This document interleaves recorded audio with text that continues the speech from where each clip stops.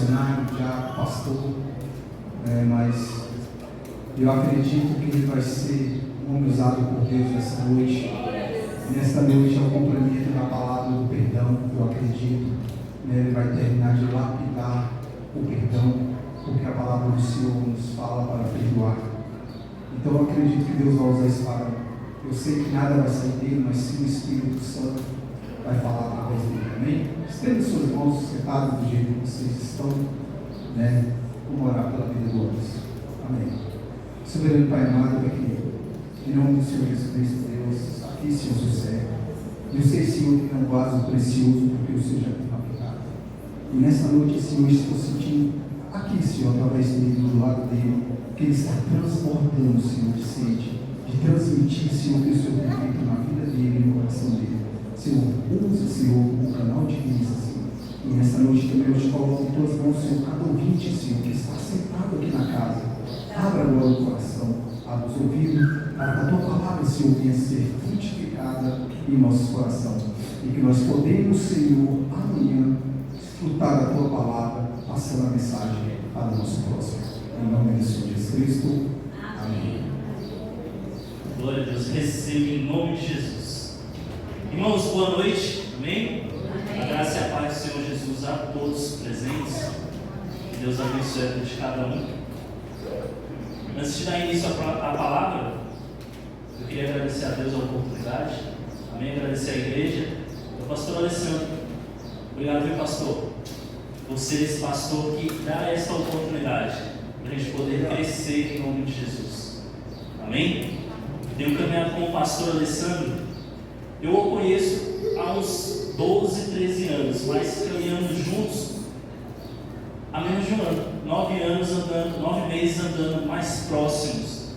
E eu tenho percebido que ele tem uma qualidade que tinha em Jesus, assim, muito forte, que é focar em preparar as pessoas. Porque eu vejo que ele entende que essa igreja aqui não é dele, que o CTP não é dele, mas sim de Jesus. E ele vai ter que passar isso para frente. E se ele não preparar pessoas para dar continuidade ao trabalho, não vai findar em nada. Amém? Então agradeço a Deus pela sua vida, viu, pastor Alessandro? Por ter dado crédito, trago cursos, curso ministerial.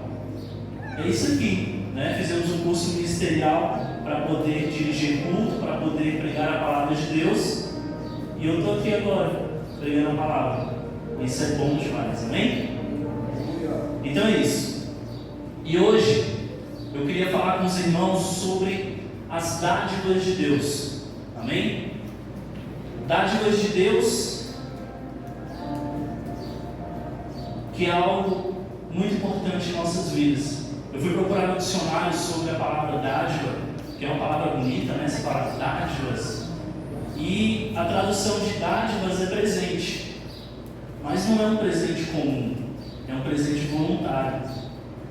Porque se o neto faz aniversário e você presenteia ele, não é um presente voluntário, é merecido. Ele fez aniversário. Se você dá um presente Dia das Mães, Dia dos Pais, de Natal, é um presente que é merecido. Mas Deus não precisa de tempo especial para te presentear. Na verdade, Ele só precisa que você se prepare para receber essa dádiva. Amém? E ao longo deste culto, dessa palavra, nós vamos falar a respeito disso. De nos preparar para receber as dádivas de Deus. Amém? Então vamos lá, vamos abrir comigo em Mateus capítulo 7.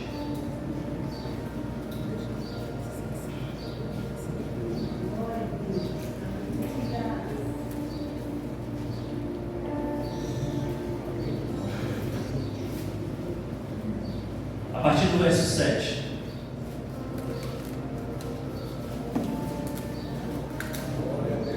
Mateus capítulo 7, a partir do verso 7.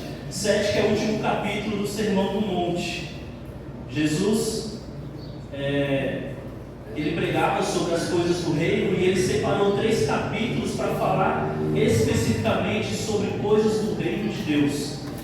E é do capítulo 5 ao 7. E o 7 é o último capítulo que fala a respeito das coisas do céu. Então, faz parte do Sermão do Monte.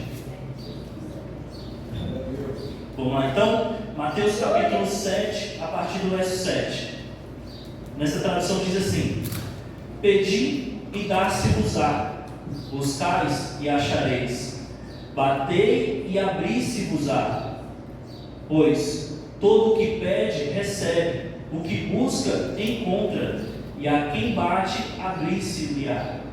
Verso 9: Ao qual dentre vós é o homem que porventura o filho lhe pedir pão, lhe dará uma pedra? Ora, verso 10: Ou, se lhe pedir um peixe, lhe dará uma cobra? Ora, se vós que sois maus, sabeis dar boas dádivas aos vossos filhos, quanto mais o vosso Pai, que está nos céus, dará boas coisas aos que pedirem. Verso 12: Tudo quanto, pois, quereis que os homens vos façam, assim vós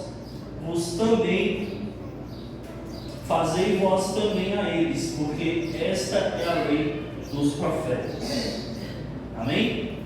Então a gente vê aqui uma oração, né, Jesus falando, né, explicando que a pessoa precisa fazer uma oração, né? Ela precisa pedir, mas não somente orar, ela também precisa de uma ação, né? Aqui está falando que a pessoa tem que buscar, e não somente buscar, mas também bater, para ela poder receber. E no verso 8 diz que, pois todo o que pede, recebe, e o que busca, encontra, né? E a quem bate, abrir-se-lhe-á. Só que a gente, voltando um pouco mais no capítulo 6, né, durante o Sermão do Monte, ele explica que existe toda uma caminhada para que você peça e receba, para que você busque e encontre, para que você bata e a porta possa se abrir.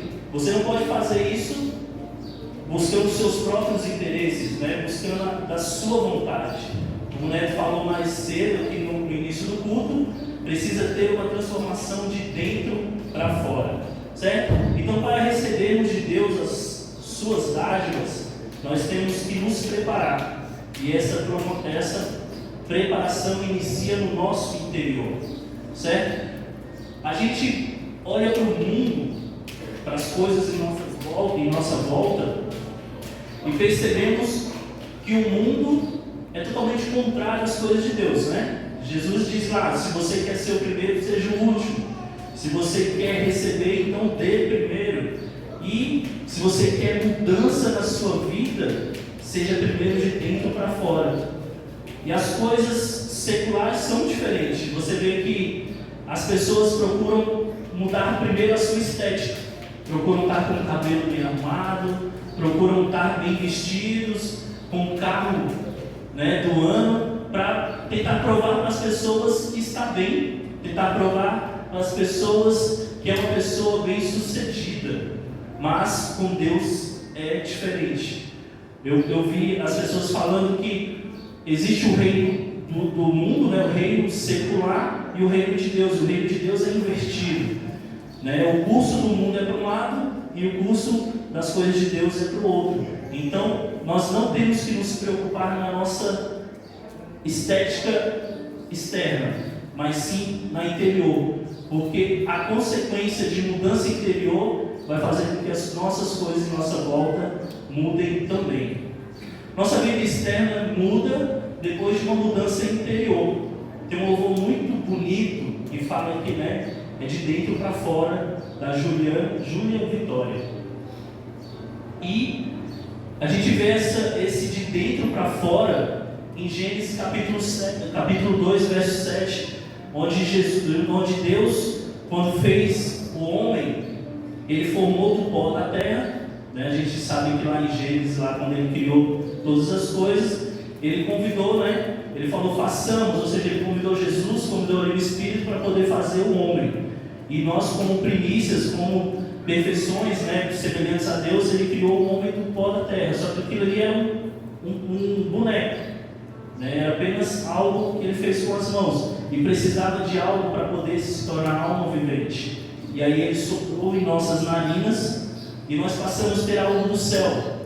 Só que não somente isso, a gente é formado de um corpo, de uma alma e um espírito, para que haja um balanceio, para que a gente possa realmente exercer o nosso livre arbítrio. Porque se nós tivéssemos somente o Espírito de Deus soprado em nossas narinas e não houvesse alma, nós não faríamos por vontade própria, nós seríamos como marionetes, adoraríamos a Deus porque não teria outra solução. Mas nós temos uma alma dentro de nós. Então é por isso que nós temos que tomar uma decisão. Não é algo que acontece naturalmente de servir a Deus. Nós temos que tomar a decisão. E essa decisão, quando tomamos essa decisão de deixar de alimentar a nossa alma para que o nosso espírito passe a governar, as coisas de Deus começam a acontecer em nossas vidas. Então, é uma decisão. Certa vez tinha um homem que foi no salão cortar o seu cabelo, fazer a barba, e aí ele sentado para fazer, os serviços que ele queria ali, cortar o cabelo, fazer a barba, que ele fazia normalmente. Ele sentado na cadeira e no salão tinha uma televisão, onde passava um jornal. E se você quer um lugar para ver notícia ruim, é o jornal. Dificilmente você vê algo, eu acho que eles preferem dar más notícias do que boas.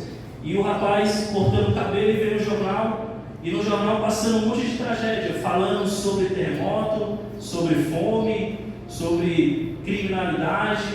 E o barbeiro, ele não acreditava em Deus e começou a resmungar dizendo: cara, esse Deus não existe. Não existe Deus. Como pode? A palavra de Deus, a Bíblia que vocês falando com o cliente ali sentado, vocês leem a Bíblia e a Bíblia diz que Deus é bom, perfeito, faz todas as coisas, fez tudo que é bom. E como é que Ele permite que isso aconteça? Tanta maldade, tanta destruição, tantas coisas ruins. E o rapaz ficou: cara, eu não consigo te explicar, mas eu entendo que Deus é bom, mas eu não tenho uma resposta para você. E ele ficou com aquilo encucado, sem saber responder por que havia tanta maldade no mundo, sendo que existe um Deus bom, um Deus que faz coisas boas, que tudo que Ele faz é perfeito. E ele saiu daquele salão sem uma resposta. E o ateu, o dono do salão, ficou todo cheio. Ele falou assim: eu tenho razão. E ele saiu do salão, e quando ele saiu do salão, ele olhou para o lado, tinha um rapaz sentado, com cabelo comprido, uma barba enorme, e Deus deu um estralo para ele na hora que ele viu aquilo. Eu agora tenho uma resposta. No mesmo momento ele voltou, ele falou assim: cara, por que tem gente que tem barba grande?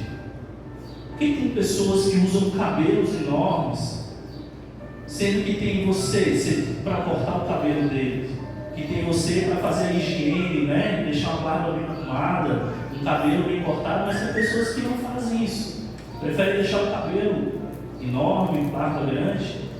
E o barbeiro falou: é porque eles não querem, eles tomaram a decisão de não cortar o cabelo. E ele falou: tá aí, existe tanta maldade, tantas coisas ruins, porque as pessoas decidiram não adorar a Deus, as pessoas decidiram não servir ao Senhor. E por esse motivo existe tanta maldade, porque nós somos dotados de uma alma e de um espírito. Então dentro de nós tem o bem e tem o mal. Eu estava conversando com a Amanda, e desde que nós nos casamos, já vai fazer 10 anos, que nós vemos o crescimento de crianças. Eu tenho 5 filhos. Então, no primeiro ano foi o Mateus. A gente viu, nasceu, cresceu, hoje tem 9 anos. Aí depois já veio o Caleb, veio o Isaac e veio as meninas. Então a gente vê o crescimento de criança desde quando nós estamos juntos. Então a gente vê a evolução das crianças. E uma coisa que fixou na minha mente é que realmente dentro de nós existe algo assim mal, ruim. Por isso que nós temos que aprender a palavra de Deus e nos tornar pessoas boas, pessoas que vão encontrar a salvação. Porque eu não ensinei a Zoe né, bater na irmã dela quando ela está dormindo. Nós não ensinamos isso, né, Zoe? Eu não te ensinei isso, mas ela faz isso mesmo na inocência. A Zoe, a Radassa está dormindo e ela vem dar um tapão. Ou quando uma está com pirulito, toma da outra, na hora que a outra viu que perdeu o pirulito, já vai para cima. Então a gente vê isso dentro de casa e eu não ensino, a Amanda não ensina isso. Mas existe algo ruim, né? Isso é uma herança de Adão, é a herança do pecado. Então é por isso que nós temos que aprender a palavra de Deus, para que o nosso espírito dentro de nós possa governar. Existe uma expressão, sabe quando o irmão fala assim, cara, eu estava no trabalho, eu sou o caixa da empresa, e aí estava entrando dinheiro, entrou um valor dentro da loja e não tinha nota. Então se eu pegasse aquele valor não ia fazer diferença no caixa. E aí ele olhou para mim assim, poxa, eu peguei o dinheiro porque a carne é fraca. Essa expressão é errada, irmão. Porque o que é fraco em você não tem força. Se a carne fosse fraca, o espírito seria forte. E você não cometeria esse erro. Ou seja, nós temos que deixar a nossa carne fraca, deixar a nossa alma sem força nenhuma, para não ter ação sobre nossas vidas. Amém? Então, como eu disse anteriormente, somos seres humanos criados com 3 partes: corpo, alma e espírito. Portanto, dentro de nós existe algo ruim, né? Existe um lado mal, mas existe também o Espírito de Deus. E isso gera dentro de nós uma batalha constante. Então, por isso nós temos que alimentar o nosso espírito para ele ficar forte. Como? Leitura, oração, vir ao culto, vir às escolas dominicais. Sabe quando você compra um eletrodoméstico, um celular, um aparelho de som, algo assim, né? Quanto mais moderno, mais funções. E muitas vezes a gente fica perdido e não sabe usar aquele aparelho. Só que a empresa não te entrega o aparelho e fala assim, se vira. Assim como Deus não nos colocou na terra e falou, se vira. A empresa não te vende o aparelho e te dá um manual para você usar bem aquele aparelho. Você lê o manual e você vai saber todas as funções. Tudo que funciona naquele aparelho você vai usar perfeitamente. E Deus, quando nos colocou aqui na terra para reinarmos sobre todas as coisas, Ele nos deu o manual, a palavra de Deus, para que nós tivéssemos uma vida em santidade, uma vida próspera em Deus. É interessante falar em prosperidade, só um aspas, porque eu aprendi que prosperidade é muito contrário daquilo que o mundo ensina. Prosperidade para um cara secular, para uma pessoa secular, é quantidade. Quanto mais você tem, mais próspero você é. Quanto mais zeros na sua conta bancária, mais próspero você é. Mas em Deus é diferente. Prosperidade é ausência de necessidade. É uma coisa que eu falo muito lá no CTP, lá na comunidade terapêutica Providência. Quando eu tenho oportunidade, eu digo para cada um deles que estão lá hoje: vocês são prósperos, porque existe ausência de necessidade. Eu vejo o CTP hoje como uma igreja primitiva. Lá em Atos, quando fala da igreja primitiva, diz que eles estavam juntos em orações, no repartir do pão, tinham tudo em comum, e é o que nós vivemos no CTP todos os dias. Oramos juntos todos os dias, pela manhã, tarde, noite. Na hora da refeição está todo mundo junto, repartindo o pão, o que tem para comer, todo mundo divide e come junto. Eu acho muito forte, porque a gente recebe muitas pessoas na rua, pessoas que estão, eu e o pastor, esse mês a gente fez uns 3 resgates, de pessoas que estavam na rua mesmo. No final do culto a gente vai até passar um vídeo legal sobre o CTP. E as pessoas chegam lá descalças, sem roupa, sem nada. E na hora que a pessoa chega, que é uma pessoa que o coordenador, o obreiro fala assim: ó, o irmão chegou, não tem toalha. Um já levanta a mão, eu tenho, o outro não tem sandália, daqui a pouco tem. Ou seja, eles repartem o que tem. E não falta nada para ninguém. Isso é prosperidade. Amém? Então é isso. Então, mesmo tendo esse lado mal dentro de nós, que nos leva ao pecado, quando estamos em Cristo, sabemos muito bem o que é melhor para a nossa vida. Porque quando estamos em Cristo, passamos a ouvir o nosso Espírito, e a carne não tem poder. E dessa forma, sabemos pedir de forma correta. Vamos abrir comigo em Romanos, capítulo 8.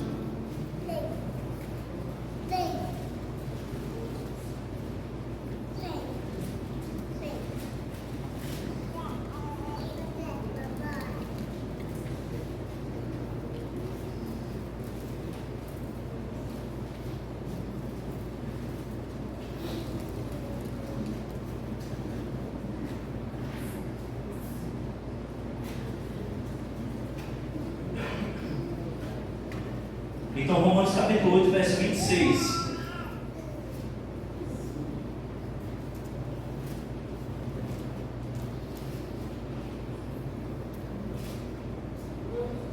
Amém? Todos? Então, verso 26.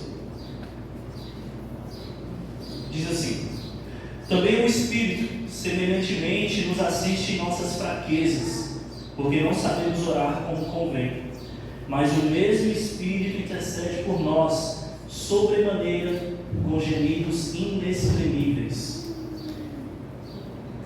E aquele que sonda os corações sabe qual é a mente do Espírito, porque segundo a vontade de Deus é que Ele intercede pelos santos.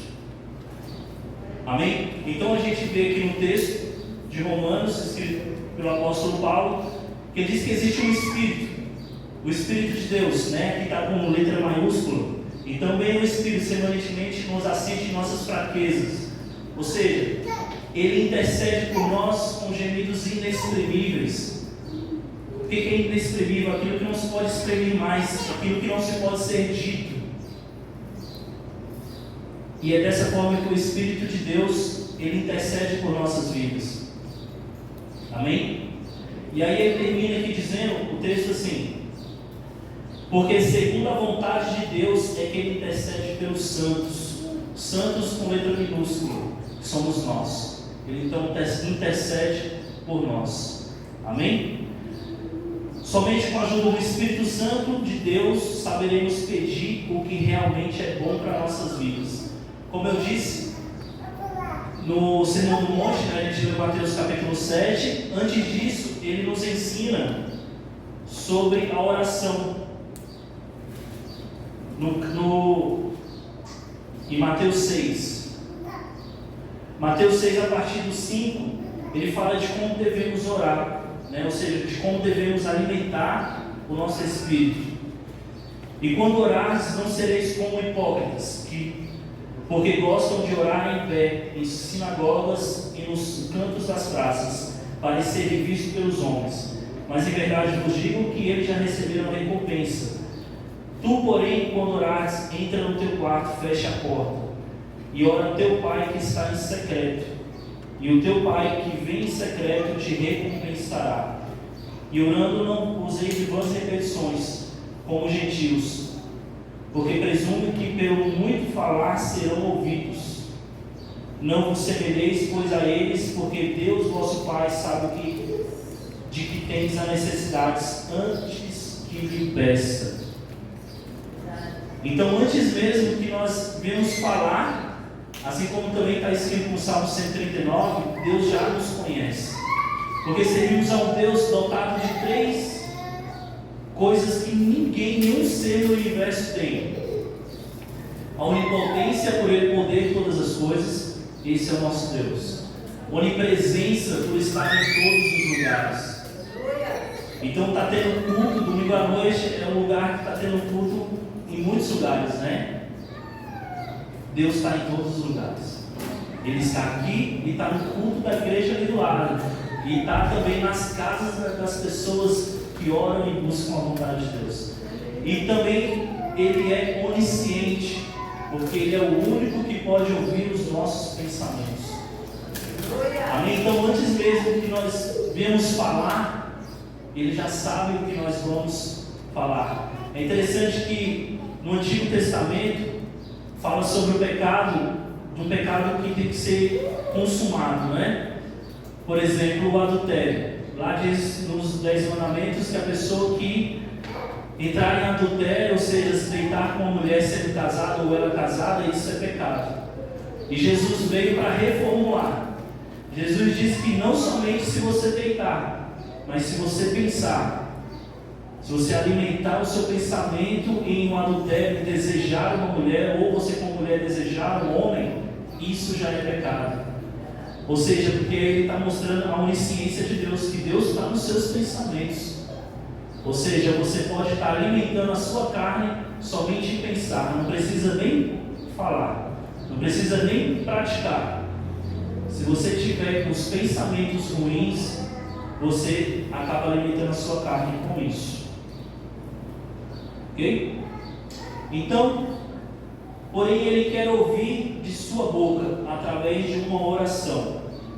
Nós vimos que nós temos que pedir, como diz em Mateus capítulo 7. E não podemos apenas só pedir, mas também temos que ter uma atitude, uma mudança. Não basta apenas ficar orando, não basta apenas ficar pedindo. Nós vemos que nós temos que alimentar o nosso espírito para pedir como convém e ter uma ação. Conto uma história que tinha uma criança que ficava todas as noites no pé da sua cama: Senhor, me ajuda a passar de ano. Não, Mateus, não. E aí esse menino, Caleb, ficava no pé da cama pedindo: Deus, meus amigos vão passar de ano. Não, Caleb também não, brincadeira. Mas essa criança estava pedindo para passar de ano, viu os amigos passar de ano e ele ficava para trás. E ele ficava pedindo a Deus, porque ele aprendeu que ele tem que orar para ele conseguir as coisas. E aí Deus ouvia as orações dele, porque Deus ouve as nossas orações. Nem todas ele responde como nós queremos, mas ele ouve. E aí Deus enviou um anjo uma certa noite e falou: filho, não basta só orar, você tem que estudar também. Então não adianta somente orarmos, nós temos que buscarmos, como diz em Mateus 7, e também bater na porta para que ela possa abrir. E ele faz isso para todos que batem de forma correta na porta. Então Deus nos diz que são todos. Portanto, você só terá a dádiva de Deus se tiver um diálogo com Ele, uma vida de oração. Amém? Então nós precisamos ter essa comunhão com Deus para que a gente possa receber esse presente involuntário de Deus. Esse presente voluntário. É essencial na vida de um crente ter um devocional, ter momentos com Deus. Um homem ou uma mulher de Deus tem que ter atitude, ter intimidade com Deus. Como eu acabei falando, vamos ler comigo em Atos capítulo 2. Abram comigo lá.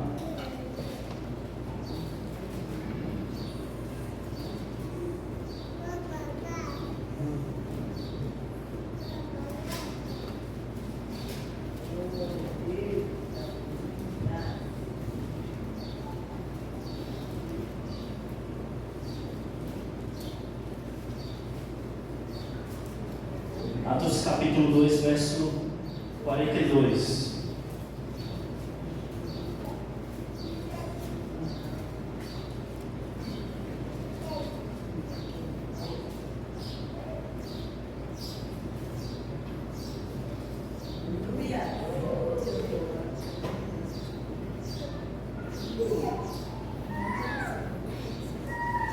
Então Atos conta a história da igreja, como ela se iniciou. Atos é continuidade da história de Jesus. Jesus esteve aqui na terra, nasceu como homem, viveu. É interessante falar que ele passou 30 anos se preparando para poder pregar 3 anos. E pregou os seus 3 anos, e há mais de 2000 anos nós falamos a respeito dessa pregação. Estamos aqui hoje e Atos deu continuidade. Então a igreja primitiva se iniciou. Em Atos capítulo 2, verso 42 diz assim: e perseveravam na doutrina dos apóstolos e na comunhão no partir do pão e nas orações. Em cada alma havia temor, e muitos prodígios e sinais eram feitos por intermédio dos apóstolos. Eu vejo isso aqui, cara, muito parecido com a comunidade. Porque, como eu disse, nós estamos juntos na alimentação, juntos nas orações. E que milagre não é, e que prodígio não é uma pessoa deixar de fazer uso de substâncias e ter uma vida restaurada, voltar para a sua família. Isso é prodígio, isso é milagre. Verso 44: todos que creram estavam juntos e tinham tudo em comum. Vendiam suas propriedades, no caso do CTP, eles doam, aquilo que eles têm, e distribuem os produtos entre todos, à medida que alguém tinha necessidade. Diariamente perseveraram unânimes no templo, partiam o pão de casa em casa e tomavam suas refeições com alegria e singeleza de coração, louvando a Deus e contando com simpatia de todo o povo. Enquanto isso, acrescentavam-lhe o Senhor dia a dia os que iam sendo salvos. Amém? Era uma igreja que crescia, e crescia muito. A igreja primitiva, a primeira pregação a gente vê que Pedro ele converteu 3.000. E mesmo as pessoas morrendo, mesmo as pessoas pagando preço em vida, eles não negavam o nome de Jesus. E essa era a igreja primitiva. Através de uma vida de oração e que vamos desfrutar as dádivas, Deus está disponível para nos abençoar. Existe um salmo muito forte que diz, o Salmo 40, que diz que se você esperar com paciência, Ele vai fazer o quê? Ele vai se inclinar e ouvir o seu clamor. E vai te tirar de um poço de perdição e colocar os seus pés firmes numa rocha. Ou seja, Deus, com toda a sua magnitude, Ele ouve a sua oração. Mas é interessante que o Salmo diz que a pessoa esperou com paciência. Nós temos que ter essa paciência de aguardar a vontade de Deus. E temos que pedir de forma correta, com a orientação do Espírito. Vamos abrir mais um texto comigo? Tiago capítulo 4.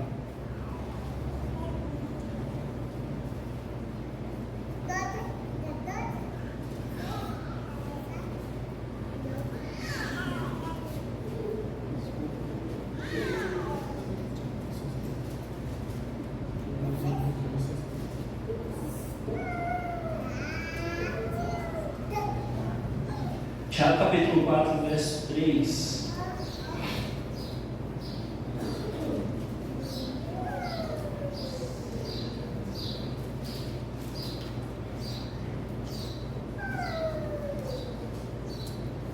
Então, Tiago capítulo 4, verso 3, o capítulo 4 que fala sobre a origem das contendas, o verso 3 diz assim: pedis e não recebeis, porque pedis mal, para esbanjarem em vossos prazeres.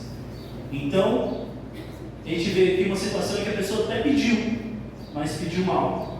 Então, para que a gente não peça mal, nós temos que pedir com a ajuda do Espírito de Deus. Porque nós, por nós mesmos, é interessante o texto de Mateus, ele fala que qual dentre vós, se o filho pedir pão, você dará uma pedra? É interessante que o texto está falando de você dar para o filho. Mesmo a pessoa não servindo a Deus e não sendo uma pessoa de fazer caridades, uma pessoa boa, para o filho ela é bom, para o filho, porque o filho veio de você, você ama o seu filho, mesmo sendo uma pessoa má para as outras. E o texto diz: mesmo se o seu filho lhe pedir um pão, você vai dar uma pedra. Se ele pedir um peixe, você vai dar uma cobra. Então, o texto diz assim que, mesmo você sendo maus, sabe dar boas dádivas aos vossos filhos. Só que Deus não quer que nós demos boas dádivas somente para os nossos filhos. O texto no final diz assim, vamos ler comigo? Eu vou ler para vocês aqui. Mateus 7, o texto final diz assim, 12: todo quanto, pois, quereis que os homens vos façam, assim vocês vos também façam a eles, porque essa é a lei dos profetas. Então, não é somente para os filhos, aqueles que nós amamos naturalmente, para fazer coisas boas às outras pessoas, nós temos que estar cheios do Espírito de Deus. Amém? Então temos que conhecer a Deus cada dia mais, para que a vontade possa se cumprir em nossas vidas. Quando conhecemos a Deus, entendemos que Deus é poderoso para fazer infinitamente mais. Como diz o texto em Efésios. Para a gente encerrar nesse texto. Efésios capítulo 3.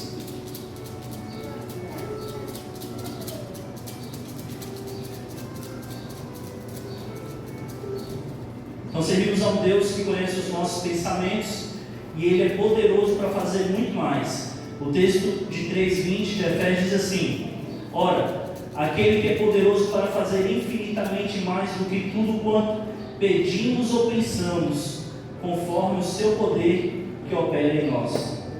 Então Ele pode fazer muito mais daquilo que passa na nossa cabeça, muito mais do que aquilo que a gente acha que é bom para nossas vidas.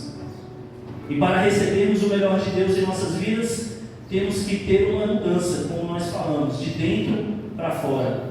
Porque nossa natureza é ruim, portanto todos nós temos que mudar. E essa mudança começa de dentro. Temos que dar ouvidos ao Espírito de Deus. Depois que começamos a agir pelo Espírito, nossa carne não prevalecerá mais em nossas vidas. E assim, as bênçãos do céu começarão a se derramar em nossas vidas, e muito mais do que pedimos ou pensamos. Amém? Então é isso, irmãos. Eu estou suando, estou um pouco nervoso. Desculpa por isso, mas assim, eu quis transmitir algo do céu para a vida de vocês. Eu recebi a oportunidade dada pelo pastor Alessandro e não me esquivei dela. Já tem algum tempo que eu não subo no altar para pregar e busquei me preparar o máximo possível. Na semana o pastor Alessandro perguntou para mim: e aí, preparou a palavra? Eu falei: pastor, essa palavra está preparada já tem mais de 2000 anos. Quem precisa se preparar sou eu. Amém? Espero que os irmãos que tenham recebido do Senhor possam entender que precisamos alimentar o nosso espírito, porque temos dentro de nós algo ruim. Nascemos com isso, é a descendência de Adão. E se nós alimentarmos o nosso espírito, tudo quanto pedimos a Deus, buscarmos e batermos, vai acontecer em nossas vidas. Amém? Que Deus abençoe.